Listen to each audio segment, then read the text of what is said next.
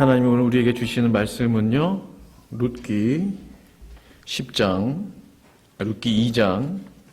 10절에서 12절까지의 말씀입니다. 룻기 2장 10절에서 12절까지의 말씀입니다.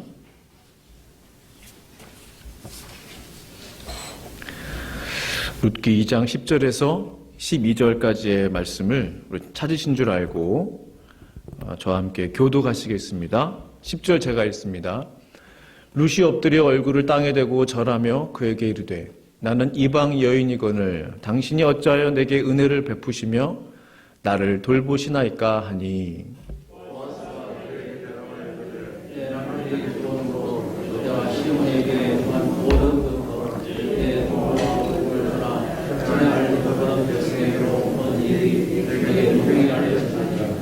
같이 읽을까요?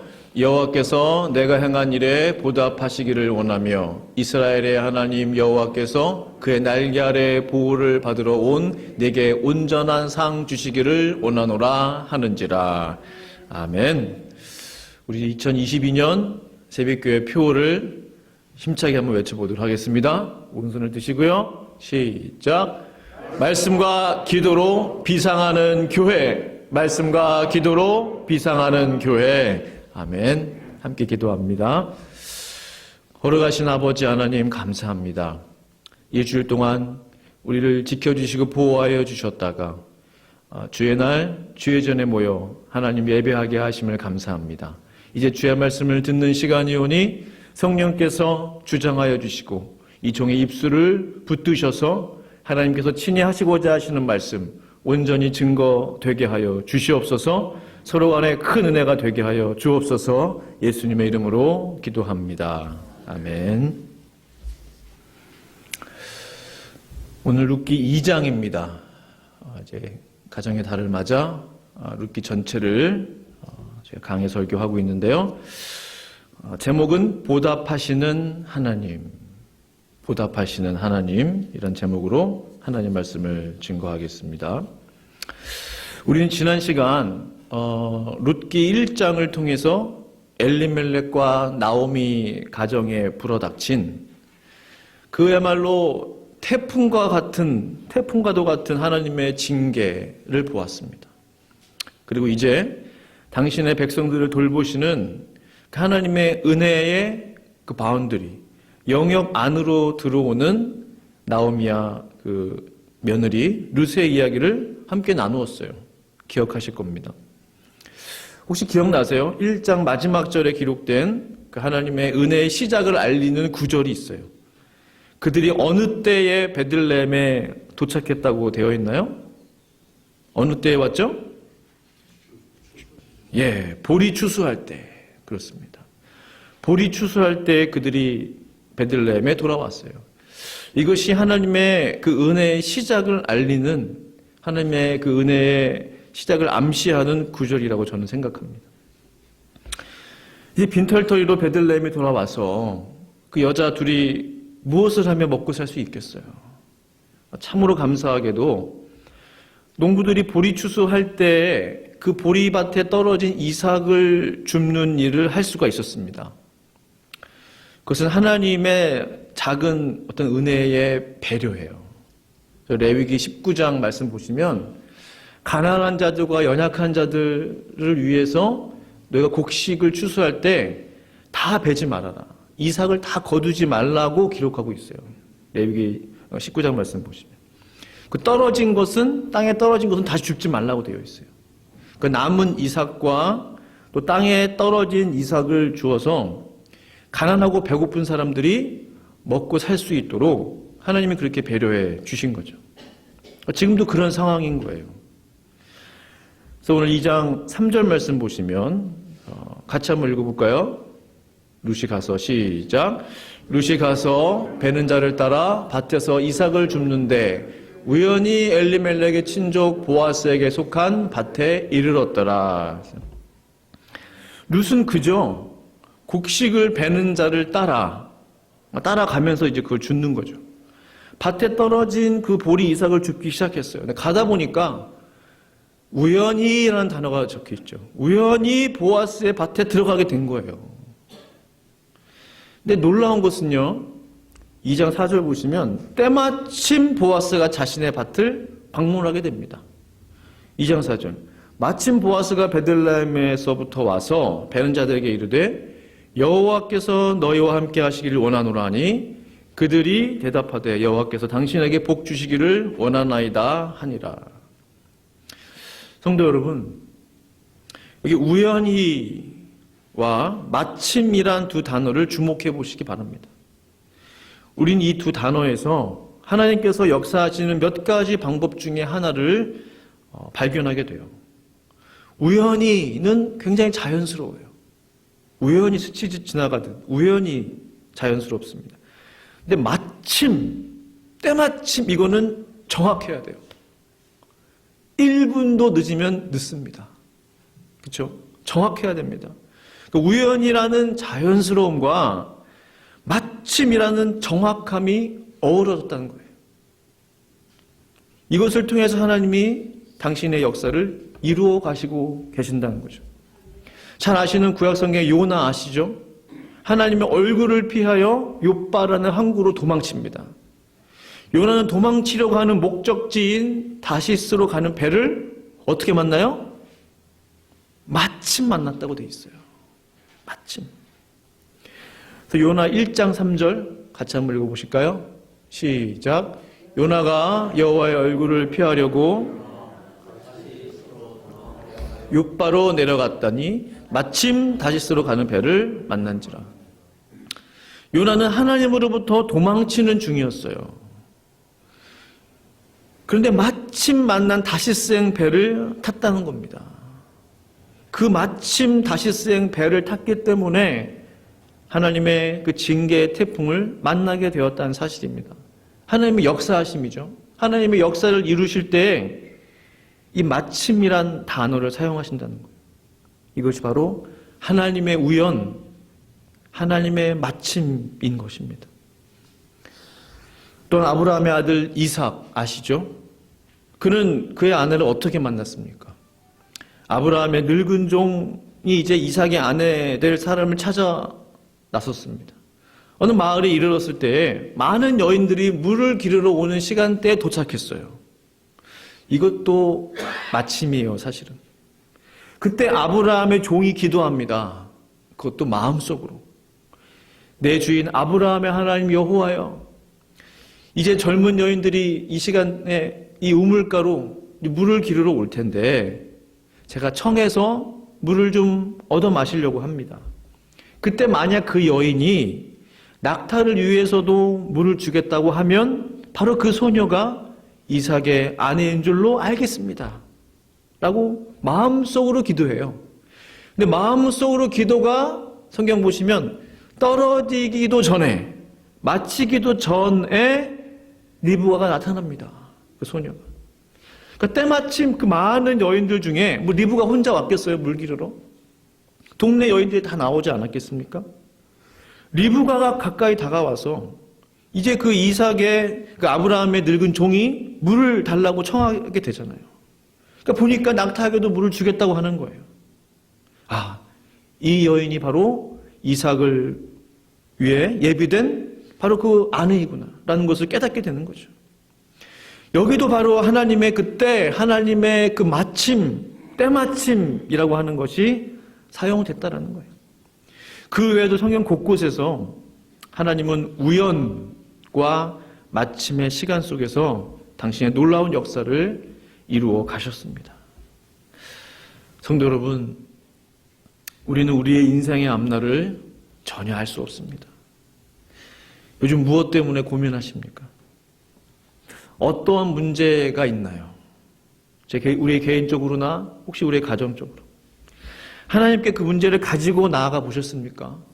정말 시리어스하게 그 문제를 가지고.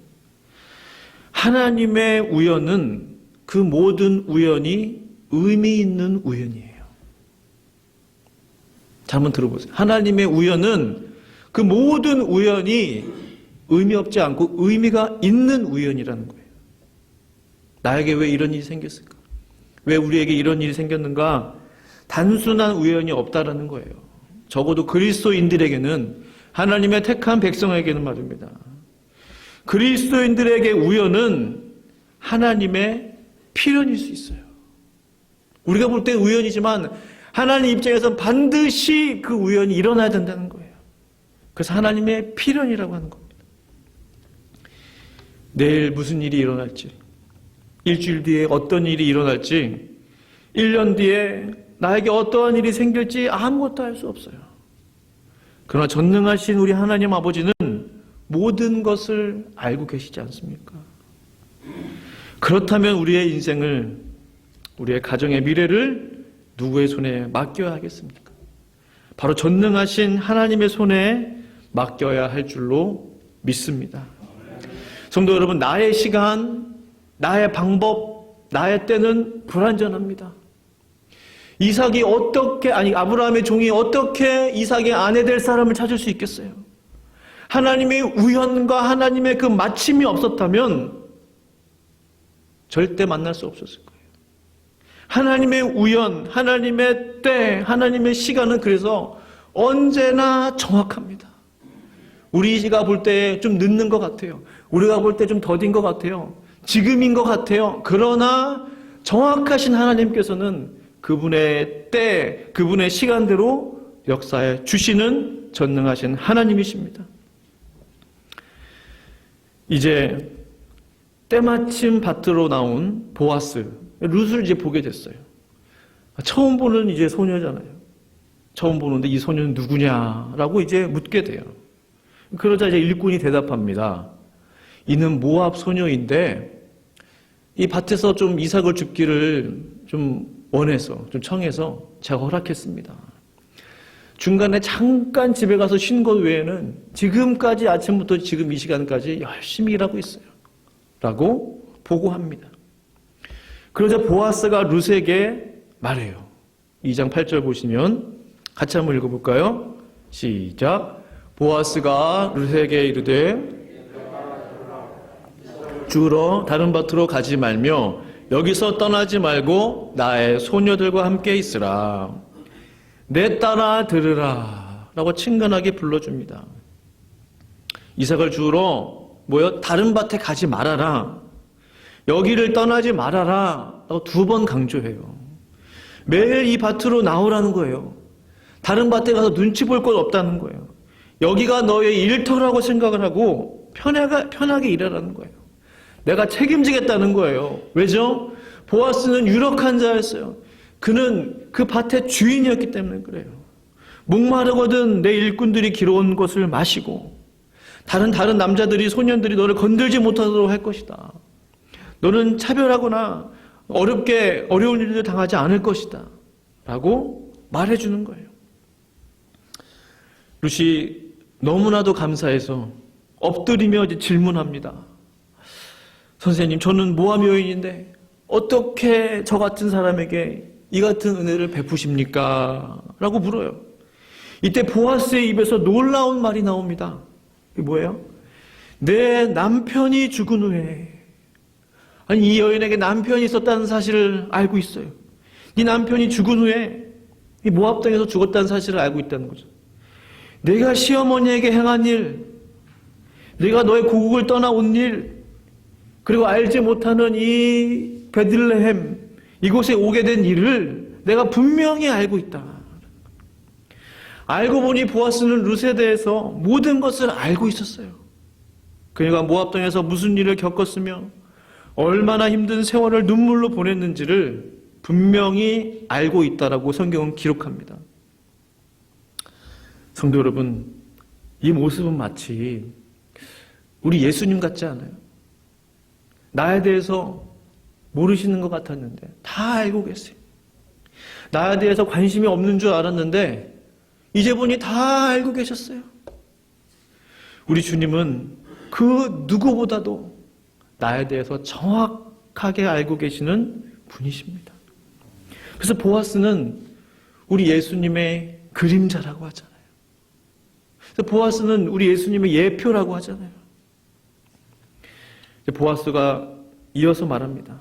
2장 12절에 여호와께서 내게 행한 일에 뭐예요? 보답하시기를 원하며 이스라엘의 하나님 여호와께서 그의 날개 아래 보호를 받으러 온 내게 온전한 상 주시기를 원하노라 하는지 룻이 다시 한번 놀랐어요. 그야말로 서프라이즈였어요.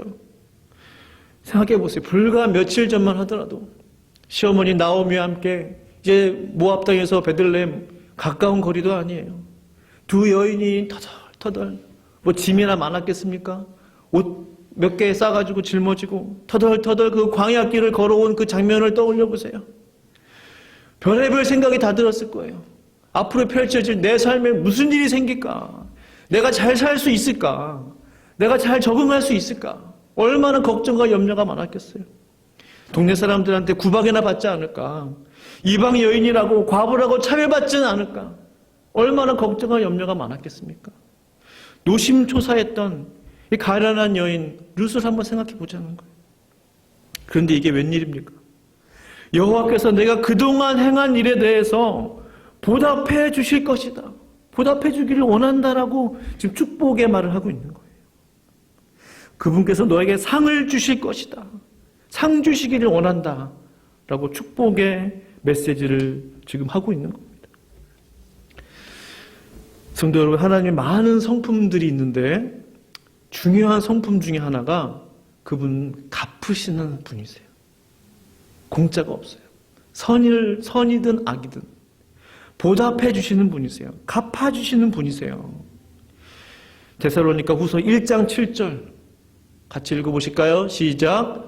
환난을 받는 너희에게는 우리와 함께 안식으로 갚으시는 것이 하나님의 공이시니 라고 했어요.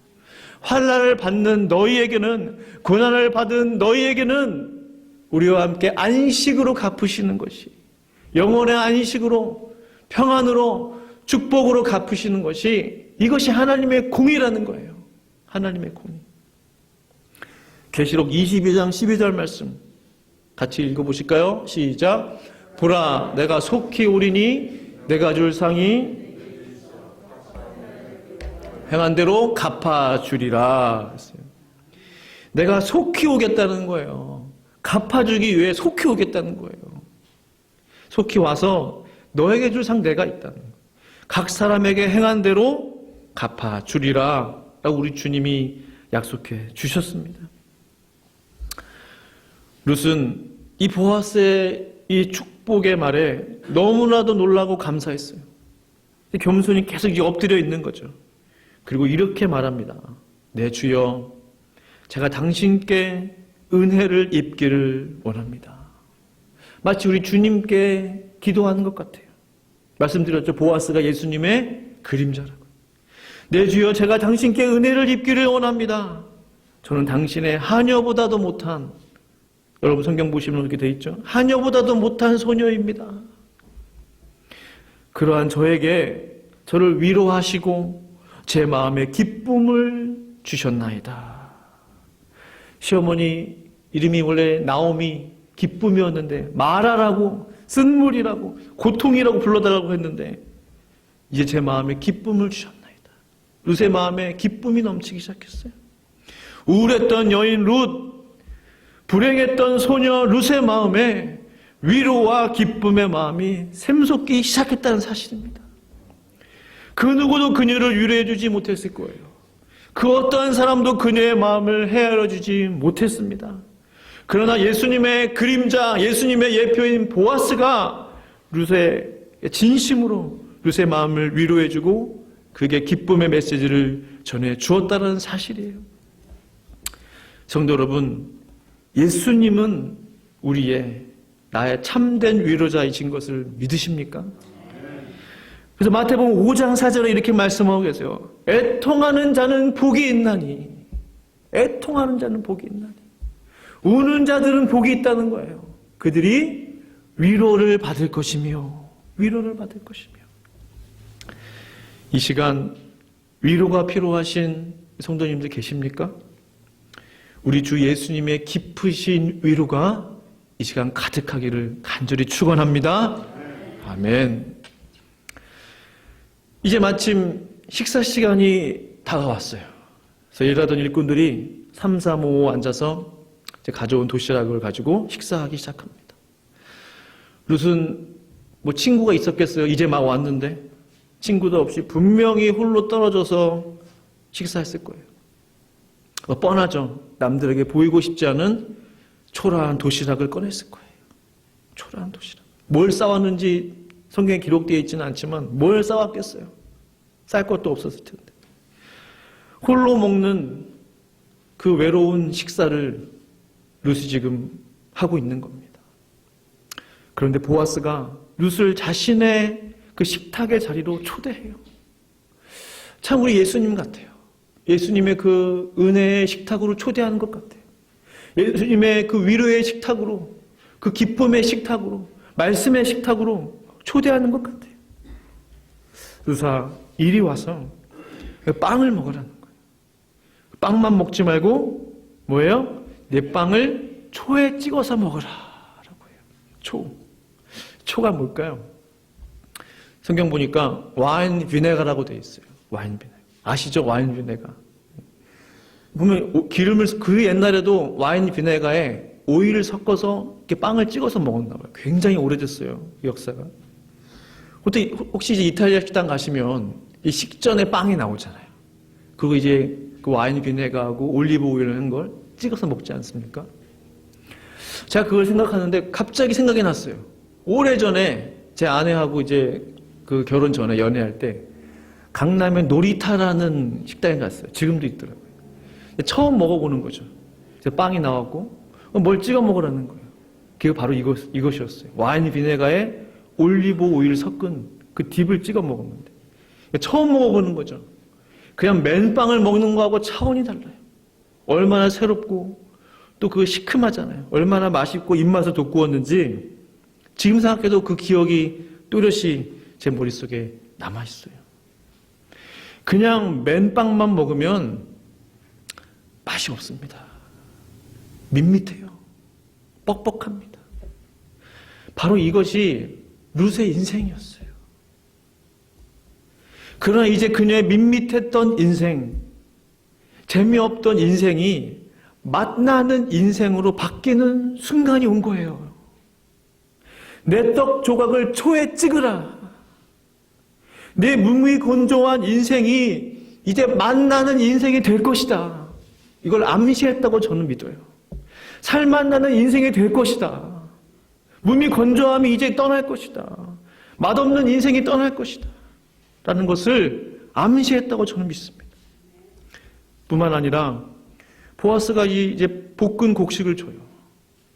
룻이 배불리 먹고 또 그걸 남겼다라고 기록하고 있습니다. 오랜만에 느껴보는 배부름이었을 거예요. 이것은요, 하나님의 그 만족해 하심을 의미합니다. 하나님은 우리의 소원을, 나의 기도의 제목을 만족해 하시고 응답해 주시는 분이십니다. 나의 사모함을, 나의 갈급함을 채워주시는 신실하신 분이세요. 시간이 좀 걸렸을 뿐이에요. 룻의 인생을 보니까. 그러나 반드시 하나님께서 룻에게 하나님의 은혜로 갚아주신 것을 우리가 성경을 통해 보고 있지 않습니까?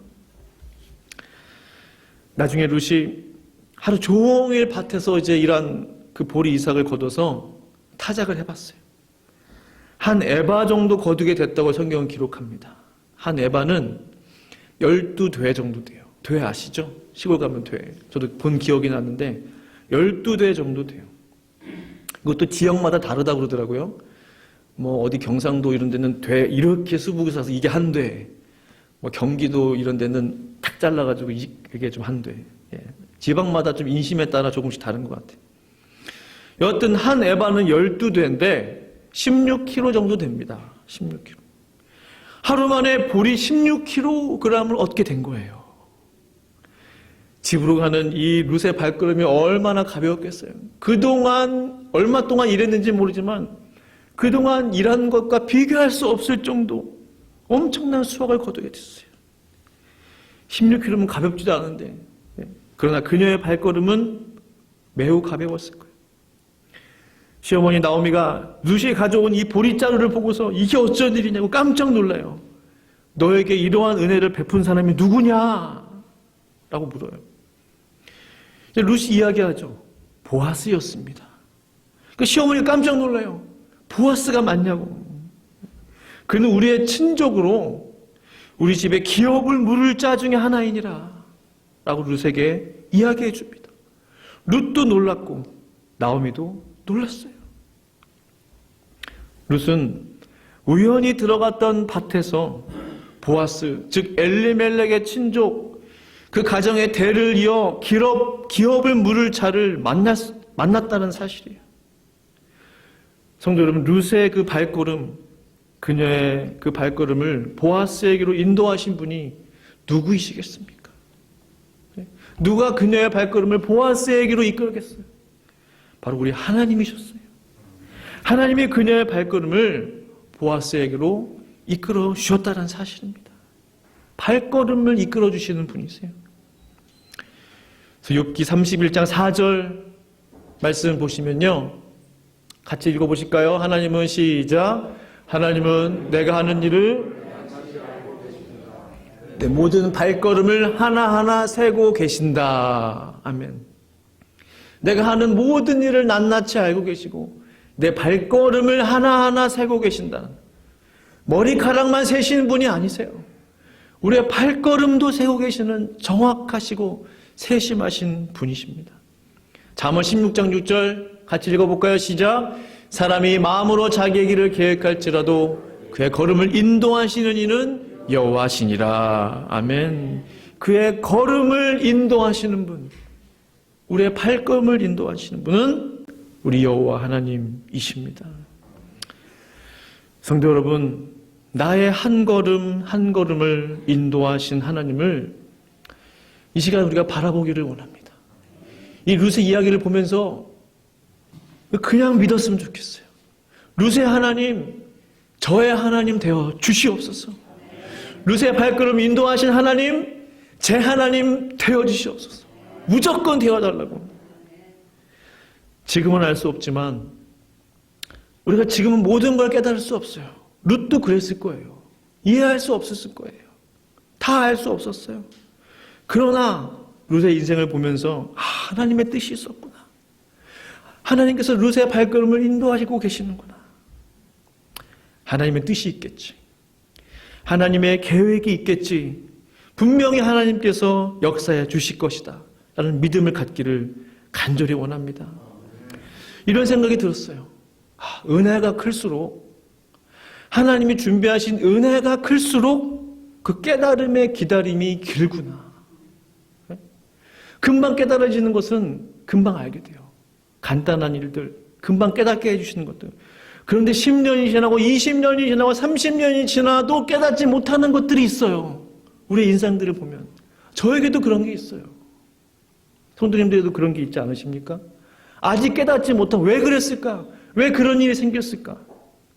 은혜가 클수록 깨달음의 그 기다림이 길다는 거예요. 왜? 은혜가 크기 때문에. 룻이 얼마나 큰 은혜를 하나님으로부터 받았습니까? 이방 여인이고 과부였고 자식 무자였고, 그러나 하나님의 계획은 룻기라는 성경, 이방 여인의 이름이 룻기라는 성경으로 쓰였다는 사실이에요. 아시겠지만 예수님의 그 족보에 그 룻이 당당히 그의 이름이 올라가지 않았습니까? 은혜가 컸다라는 거예요. 이 엄청난 은혜를 받기 위해서 그 깨달음의 기다림이 길었다라는 사실입니다. 나오미와 룻의 인도자 되시는 하나님이 저의 하나님, 우리 성도님들의 하나님, 우리 교회의 하나님 되기를 간절히 축원합니다. 함께 기도하시겠습니다. 기도하실 때 하나님, 그렇습니다. 모두가 실패했다고 단정지었고 판단했던 나오미와 룻의 인생을 하나님의 세심하고도 정확하고도 놀라운 하나님의 방법과 때와 시간에 인도하시는 그 발걸음을 인도하고 계셨다는 사실을 보면서 하나님, 우리의 인생 주의 앞에 올려드립니다. 우리의 가정을 주 앞에 올려드립니다. 함께 합심으로 기도하겠습니다. 거룩하신 아버지 하나님, 감사합니다. 룻의 하나님, 나의 하나님 되어주시옵소서. 우리의 하나님 되어 주시옵소서. 나오미의 하나님, 우리의 하나님 되어 주시옵소서. 우리가 지금은 다 알 수 없지만, 지금은 깨달을 수 없지만, 지금은 이해할 수 없지만 하나님의 계획이 분명히 있습니다. 하나님의 뜻이 분명히 있습니다. 하나님의 은혜가 클수록, 하나님의 복이 클수록 그 깨달음을 깨닫는 그 시간이 길어지는 것을 압니다.